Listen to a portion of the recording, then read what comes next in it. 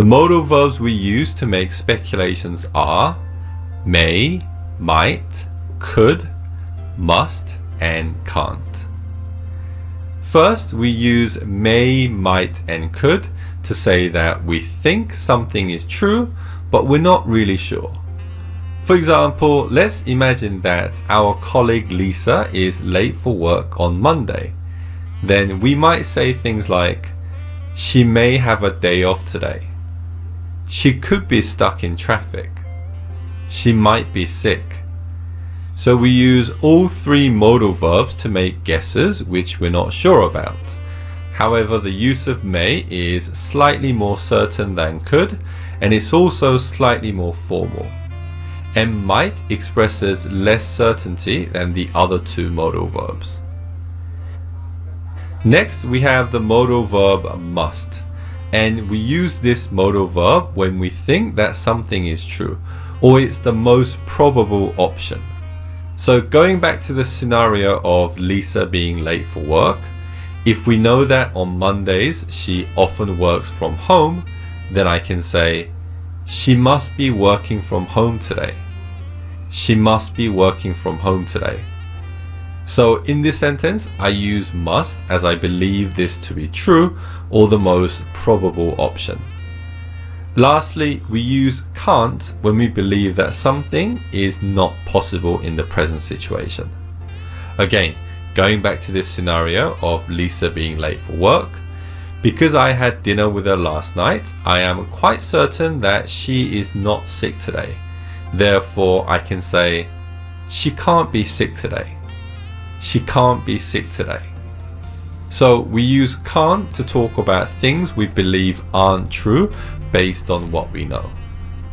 Okay, so let's look at a few other sentences that use these modal verbs to speculate about the present situation.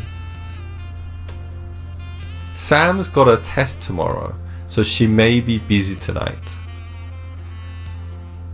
Sally's not here. She could be lost. It's 6 o'clock, so Jack might be at home. He must be tired after that marathon. You can't be hungry. You just had lunch.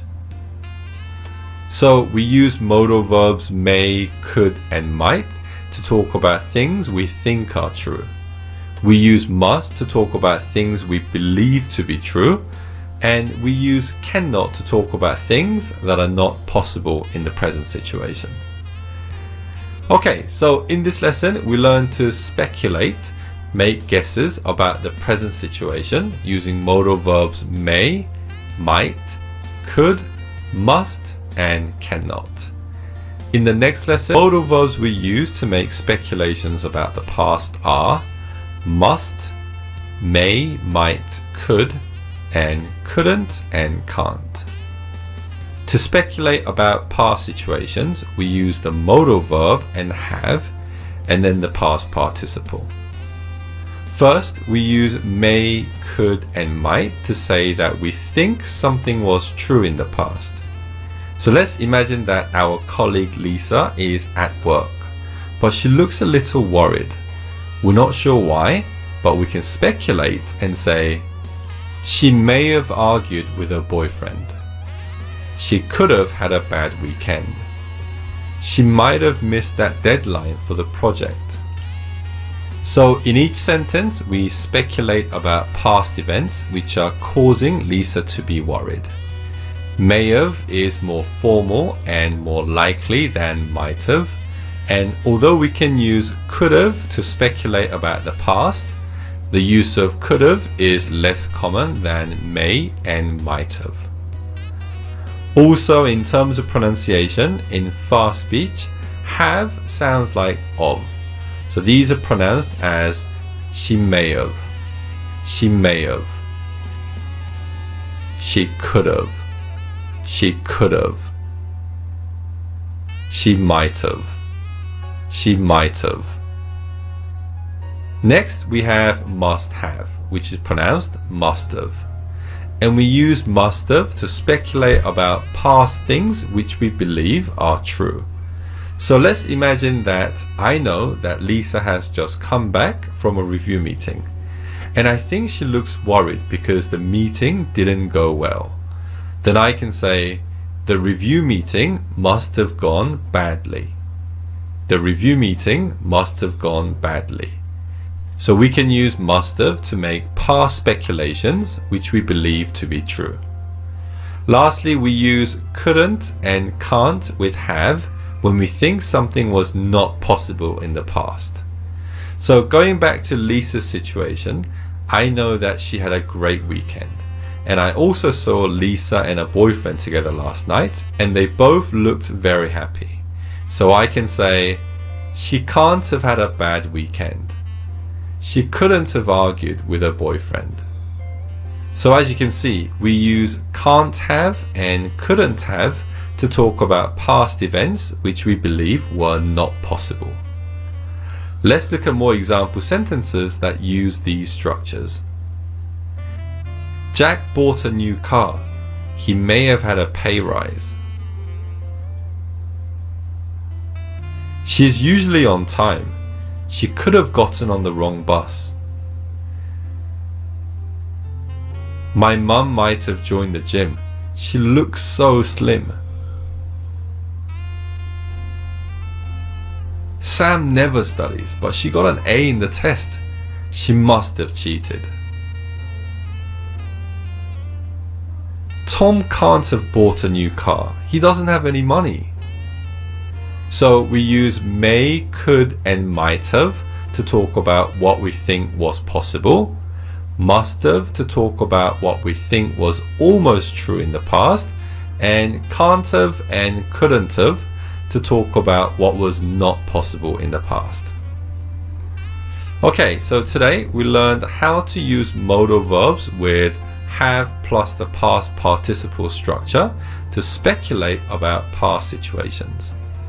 The modal verbs we use to talk about predictions are will and be going to. First, we can use will to make predictions that are based on personal judgment and opinion, and is not based on the present reality. However, we use be going to make strong predictions based on evidence, so they are more likely to be true. Consider the following sentences.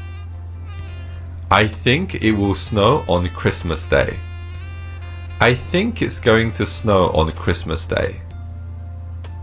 In the first sentence, the use of will indicates that the statement is based on personal opinion.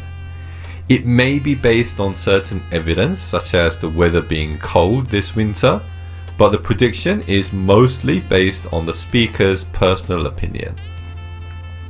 The second sentence, on the other hand, has a greater level of certainty. This prediction is based on certain evidence, such as the weather forecast. So there is a greater chance of this prediction becoming a reality. Let's look at another set of example sentences. I think Roger Federer will do well in the French Open. I think Roger Federer is going to do well in the French Open.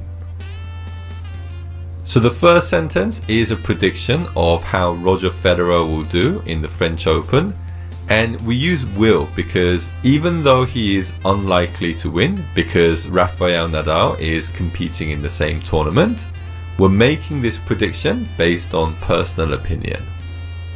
However, the second sentence uses be going to, as we know that both Nadal and Djokovic are injured. So based on that evidence, we can use be going to, as Roger Federer has a greater chance of winning the French Open because of the absence of the other two players. So again, to reiterate, we use will to make predictions based on personal opinion and be going to based on certain evidence. Let's look at one other way of using will to make predictions. Now we can use will if we're making predictions about things that always happen. Consider the following sentences. The sea will be cold in December. The shops will be busy in December. So in these two sentences, we use will as in winter the sea is always cold, and shops are always busy as people are out buying Christmas presents. So we can use will to talk about things that are always true. Okay, so today we learned to use will and be going to make predictions about the future. We use will to make predictions based on personal opinion, and be going to make predictions based on evidence. We've already learned to use would to talk about past habits and polite requests, but the modal verb would has various other uses. One of the most common uses of would is to talk about things in the past context, and we've already seen how it's used to talk about past habits.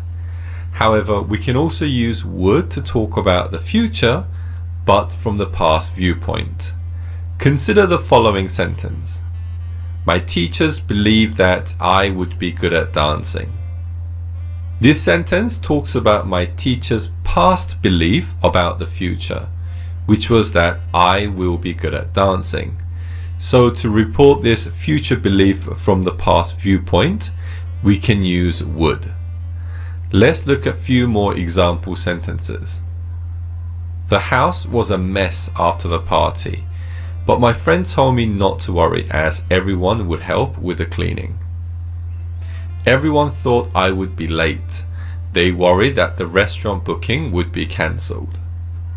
So in these sentences, each use of would is a statement about the future, but from the past viewpoint. And these statements are that my friends will help, I will be late, and the restaurant booking will be cancelled. Another common use of would is to talk about willingness in the past tense. For example, we can say, I asked John to help me, but he wouldn't. Our teacher wouldn't extend the deadline. So each sentence talks about the willingness of John and my teacher in the past. When we use would to talk about past willingness, it's generally used in its negative form. Here are two more example sentences. I went to get a refund, but they wouldn't give me my money back. Our car broke down, but nobody would help us. So in each sentence, we talk about the willingness of the shop to give the money back, or people's willingness to help. In the last sentence, even when the verb is in its positive form, there is the meaning of negation in the word nobody. The final use of would is to soften our language. We often use would with verbs like advise, imagine, recommend, say, suggest, and think to soften our language, to be less direct. So we can add would in these sentences to be less direct. I would advise you to stay calm. I would imagine that he's very upset. I would recommend that you stay calm. I would say that he's very upset. I would suggest staying calm. I would think that he's very upset. So these statements that use would are softer and less direct. So in situations where we want to say our thoughts and opinions, but in a less direct way, then we can use would. Okay, so in this lesson, we learned two important uses of the modal verb would to talk about the past. One was to talk about the future from the past, and the other was to talk about past willingness. And when we use these modal verbs to talk about the past, we add have plus the past participle structure. And when we use these structures, we're talking about the past hypothetically. That is, we're imagining about the past differently. Consider the following sentence. I would have helped Sally, but she didn't ask. Now, the real situation was that I didn't help, but we're saying that if she had asked me to help, then I would have, as I had the intention. So the sentence refers to a past event that didn't happen. Let's look at more example sentences. I would have helped Sally because I like her. I wouldn't have helped Sally because I was too busy. I wouldn't have helped Sally, but she helped me before. Again, in the first sentence, it means that I didn't help her in the past, but I would have as I like her. However, in the sentences that use the negative form, the meaning is different. The first negative sentence means that I didn't help her as I was too busy. But the second negative sentence means that I did help Sally because she helped me before. So the meaning of wouldn't have plus PP structure can be different depending on the context. Let's now look at the use of should have plus PP. Here are two example sentences. I should have helped Sally. I shouldn't have drunk so much. Same as before, we use should have and shouldn't have to refer to things that didn't or did happen in the past. And because of the way should is used to talk about moral obligations, we use should have and shouldn't have to talk about past regrets. So in the first sentence, we're expressing our regret for not helping Sally. And in the second sentence, we're expressing our regret for drinking too much. Here are two more example sentences. I should have called my mum on her birthday. I shouldn't have cheated on the test.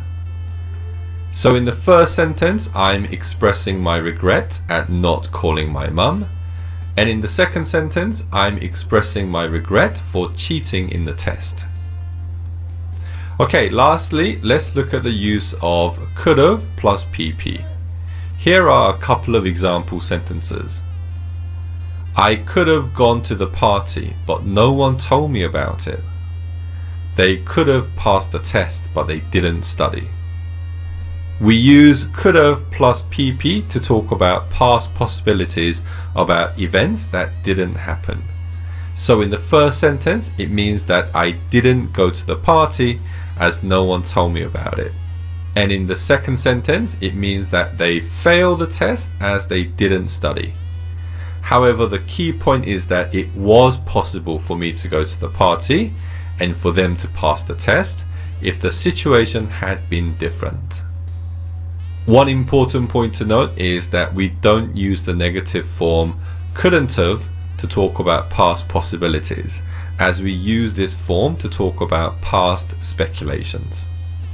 Okay, so today we learned to use would have, should have, and could have plus PP to talk about past situations that didn't happen. Subscribe dong English tutorial.